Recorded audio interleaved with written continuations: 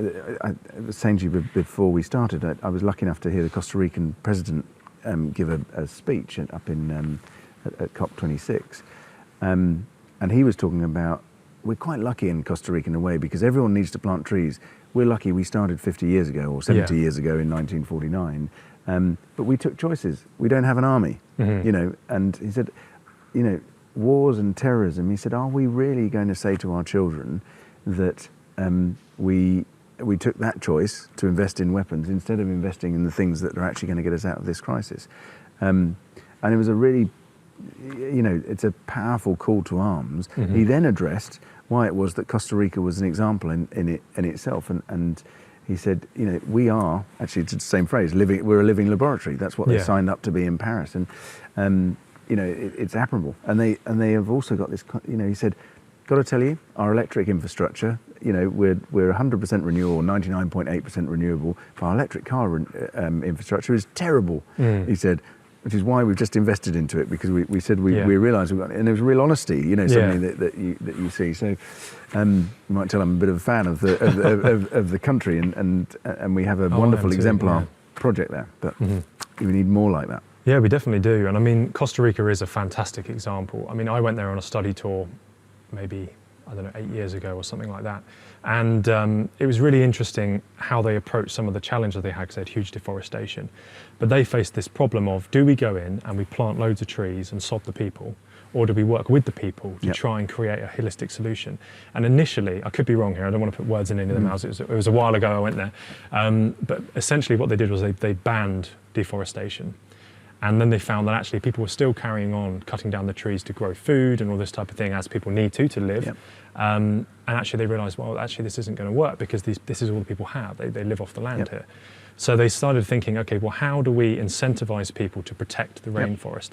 So what they did is they looked at the services that the rainforest provide, and it provided water. So then they looked at water and they said, okay, what can we do with the water? Oh, well, actually, we've got huge potential for hydropower. If we want to have the hydropower potential we need the water from the trees transpiring. So they linked all that together and started paying people for the water the forest produced. And that is basically what common agricultural policy reform should be. And that's what it looks like it's going to become, which is public money for public good. It's all about paying farmers for the air quality improvements, the improvement in the soil, the water, the flood prevention, the water quality improvements, all of these things, and better recreation for people. And it's that kind of mentality. Instead of just giving people money to plant something, instead of giving people money for the land they own, it should be giving them, especially when it's public money. Absolutely, the slogan is right. Public money for public good. That's what it should absolutely be used for. Well, and payment for ecosystem services, wasn't it? Was their thing in Costa Rica, which they if you like invented for the world. And it was when we didn't really want to do a project in Costa Rica. Is the truth. And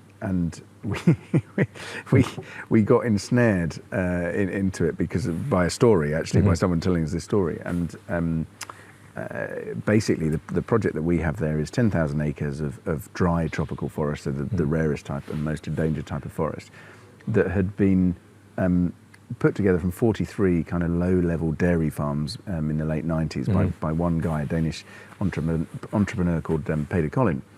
And his thing was, I'm going to put the proper fire breaks in, and then I'm going to basically let nature take its course. I'm going to let the birds shit this back to life, basically. So, and if you look at it now, it is a beautiful rainforest. It's not technically, it's dry tropical forest, but it looks like a rainforest.